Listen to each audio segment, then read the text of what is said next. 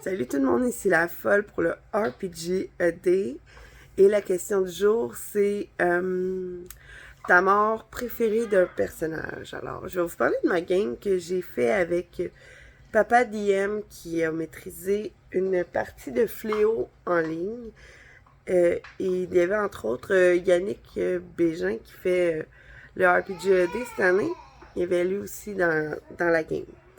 Alors, c'est arrivé tout bonnement. Dave a décidé de me demander si j'avais envie de participer à une game en ligne les lundis soirs.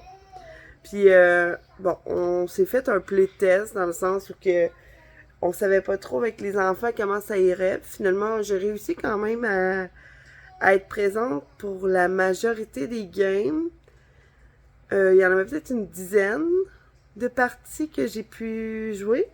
Et j'ai créé un personnage qui se nommait Mélissandre. Et puis, c'était une elfe archer. C'était des plus classiques. Là.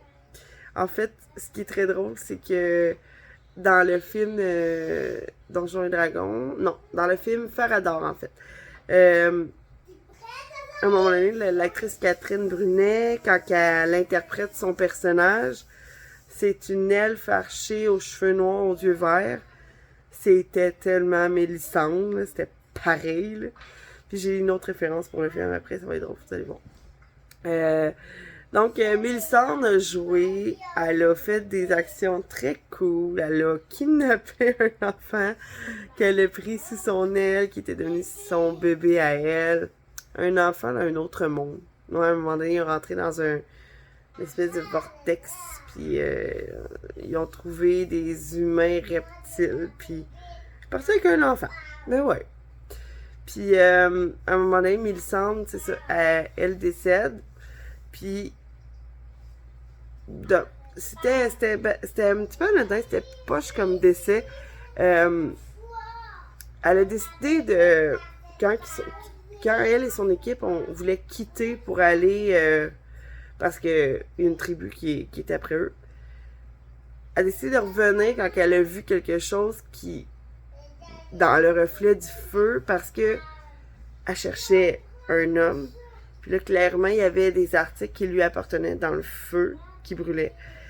Elle voulait aller vérifier s'il n'y avait pas d'ossements dans le feu pour être sûre que l'homme qu'elle cherchait n'était pas mort brûlé. Finalement, c'est ça, ce petit détour-là a fait en sorte qu'elle a pris du retard sur les autres qui étaient rendus au bateau.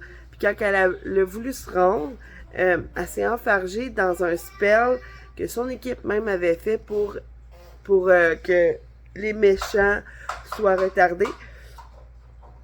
Puis elle est morte de même, on tombe à sa plage. Là. C'est bien poche, là, avec des flèches, je pense, dans le dos.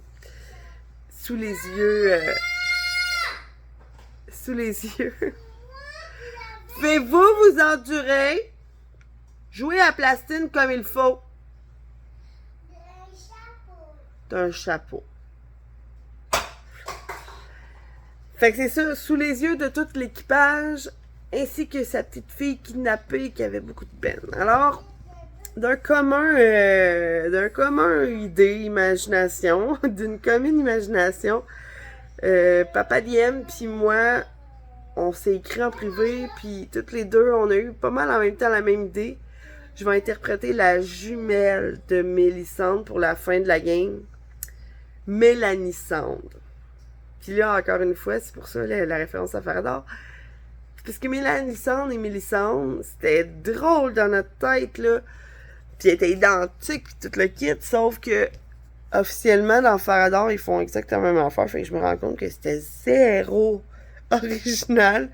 Le personnage décède, ils font son frère jumeau, tout le monde trouve ça vraiment épique. Je suis comme... Puis ils ont pratiquement le même nom. Bon. Fait qu'en tout cas, fait que j'ai fait Mélanie Sand qui se présente à la petite puis que finalement elle va prendre soin d'elle, puis 2 sessions après, elle meurt. Là, je suis comme, qu'est-ce qui se passe? Alors voilà les 2 morts back à back là, d'un personnage qui est comme double.